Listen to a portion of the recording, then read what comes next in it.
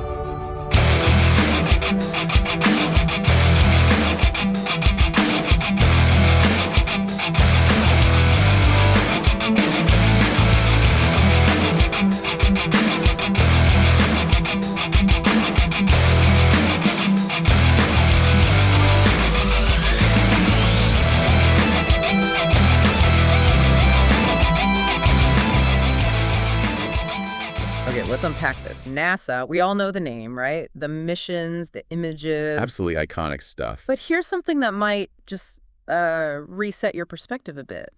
Their long-term vision. Yeah. It isn't measured in decades. We're talking centuries. Almost 500 years into the future. Wow.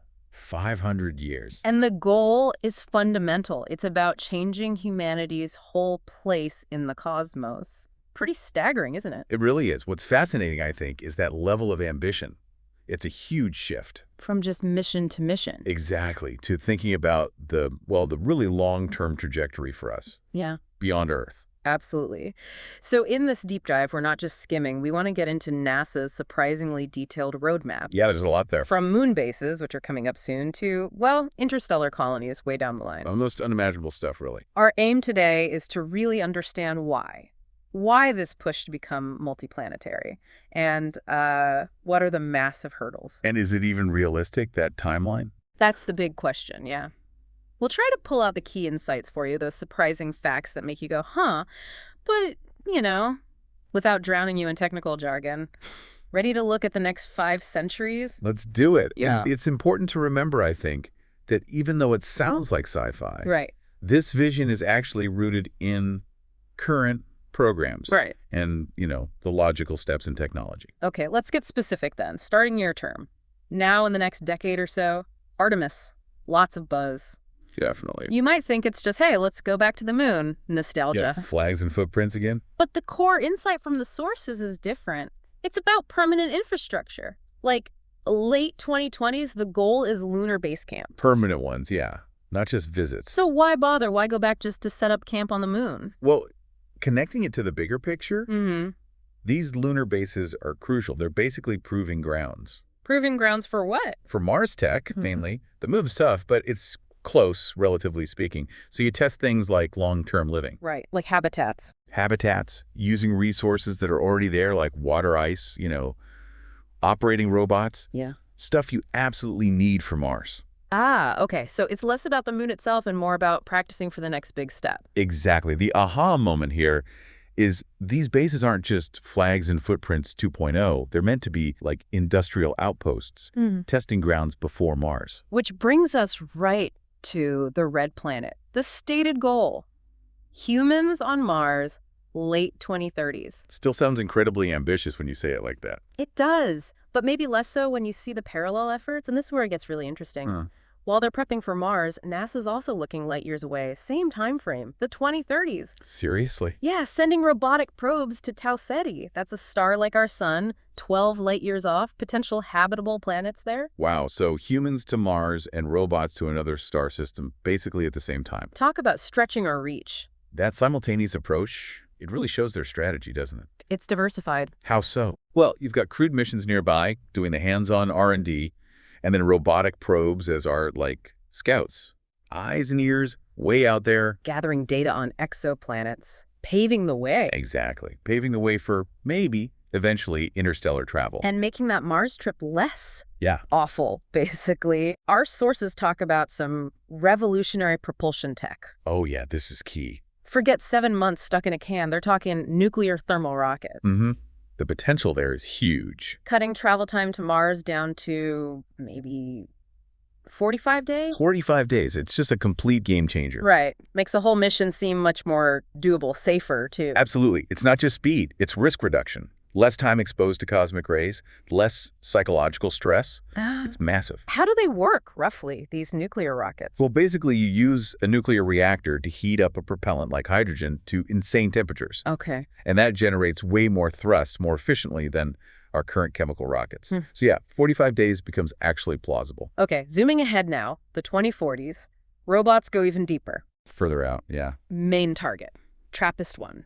That system everyone got excited about. Oh yeah, 40 light years away, the 7 Earth-sized planets. Right, and 3 of them potentially in the habitable zone. The Goldilocks zone, yeah, where liquid water could exist. Key for life as we know it. So how do you get probes 40 light years away in the 2040s? What kind of propulsion are we talking then? Well, this is where it gets even more advanced. Things like laser sails. Laser sails, like pushed by light. Essentially, yeah. Huge ground-based lasers pushing spacecraft with these enormous light sails. Or even, well, antimatter propulsion is talked about. Antimatter, that seems very sci-fi. It's highly theoretical still, yes. Yeah. But the energy potential is just astronomical. It shows the kind of leap in thinking for interstellar travel. The 2040s are pegged for that kind of robotic reach. Okay, fast forward again, 2060s, humans are heading out further too, to the asteroid belt. Between Mars and Jupiter. Now, this isn't just sightseeing, grabbing cool space rock. Okay. There's a strategy here. Precisely. The asteroid belt is seen as a couple of things. A stepping stone for deeper space missions. Okay. But maybe more importantly, a massive resource depot. Asteroid mining. Ah, resources. Like what? Metals, for sure. Precious metals. Water ice is huge. You can turn that into rocket fuel, air, water. So you wouldn't have to launch everything from Earth. Exactly. That's the idea. Build stuff in space using space resources. It could be vital for sustaining missions, maybe even, off-world industries eventually. And the value. Our sources mentioned Dr. Sarah Johnson, a planetary scientist. Yeah. What did she say? Suggesting a single platinum-rich asteroid could be worth trillions of dollars. Trillions. With a T. Yeah. Suddenly it puts a whole different spin on the economics of space, doesn't it? It really does. It shows it's not just science or, the spirit of exploration. There's potentially a massive economic driver there, too. Using those resources could change everything. In space and maybe even back here. Okay, now buckle up. The 2080s, this is where the plans get, well, kind of mind-bending. Even more so. Yeah. Crewed missions. To the icy moons, Jupiter's Europa, Saturn's Titan, and Enceladus. The ocean worlds. Exactly. Not just barren rocks. There's really strong evidence they have huge oceans under the ice. Which is where the big question comes in. Could there be life? That's the driver, isn't it? Finding out if we're alone. These missions are aimed right at that possibility, discovering extraterrestrial life in those hidden seas. But the challenges, the source material really stresses this. Yeah. They're just monumental. Like what specifically? Well, around Europa, you've got Jupiter's insane radiation belts.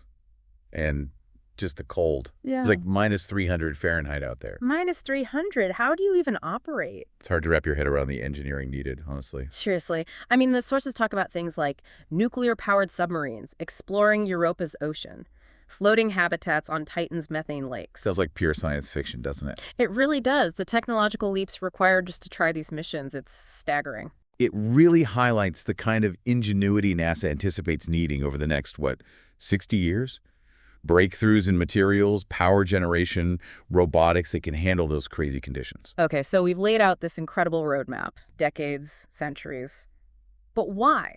What's the fundamental reason behind it all? Committing all this time, effort, money. Yeah, the big why. The sources point pretty clearly to one core driver. Long-term survival.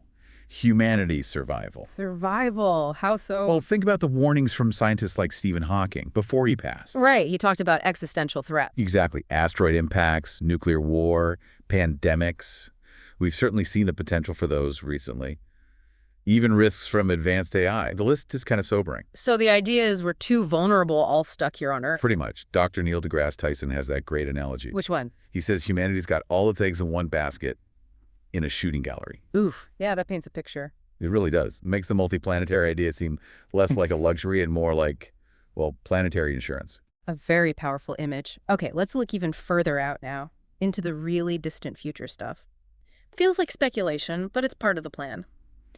Year 2250. Okay, 2 centuries from now. A potential crewed mission to Proxima Centauri. Our nearest star system neighbor. Wow. Over 4 light years away. The challenge is there. I mean, with current tech, they're almost unimaginable. How would you even do that? The sources mention things like multi-generational ships. Where people live and die on the way and their descendants arrive. Yeah. Or maybe breakthroughs like suspended animation, putting crews on ice for the journey. Still sounds like incredible hurdles to overcome. And around that same time, maybe 2300, those robotic probes we sent out earlier, they might finally reach TRAPPIST-1. After nearly 300 years of travel, just imagine the data they could send back then. The sheer time scale is what gets me. Missions lasting centuries. Requires a whole different mindset, doesn't it? Incredible patience. A commitment across generations, yeah. It really stretches how we usually think about planning. Then, leap even further. Late 2400s. There's even talk, speculative talk, Go on. of an expedition halfway to the center of our galaxy, the Milky Way center. Okay, now that is firmly in sci-fi territory for now. The distance is just mind-boggling. The sources basically say this would need tech we can't even conceive of yet.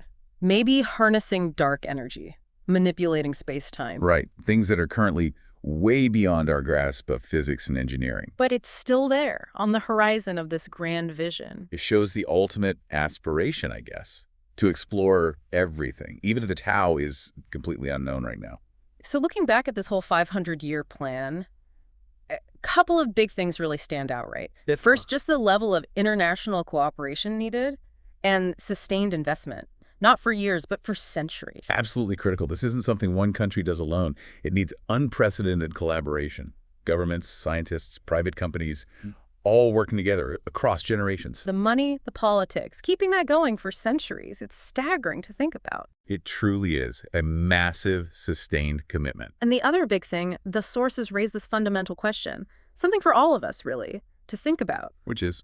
Should we be pouring all this effort into space when we have so many urgent problems right here on Earth? Or is space exploration actually part of solving those problems? The classic Earth versus space debate. It's a really important one. And there are strong arguments both ways. Like, well, some say focus resources here, climate change, poverty, disease. These are immediate crises. big sense.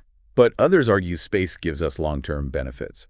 Tech innovation that helps Earth, maybe new resources eventually, and that survival insurance we talked about. Yeah, no easy answers there. Not at all. It's a crucial ongoing discussion. Well, there you have it. A pretty breathtaking trip through NASA's long-term vision. Nearly half a millennium. It really is something else. From those, relatively near-term moon bases to the almost dreamlike idea of heading towards the galactic center. It's packed with amazing possibilities. And some stark warnings, too, let's be honest, about our vulnerability. Definitely. Hopefully, this deep dive gave you some aha moments, a clearer picture of where this could all be heading. It's really a testament to, I think, human curiosity. That drive to explore the unknown. This vision, ambitious as it is, sets a course for pushing our limits. Shaping our species' destiny among the stars, maybe? Potentially, yeah. So, thinking about this huge timeline, what single technological breakthrough do you think will be the most critical catalyst? The one thing needed to make even the early parts of this happen? Definitely something to ponder. A great question to leave folks with. Thanks for taking this deep dive with us.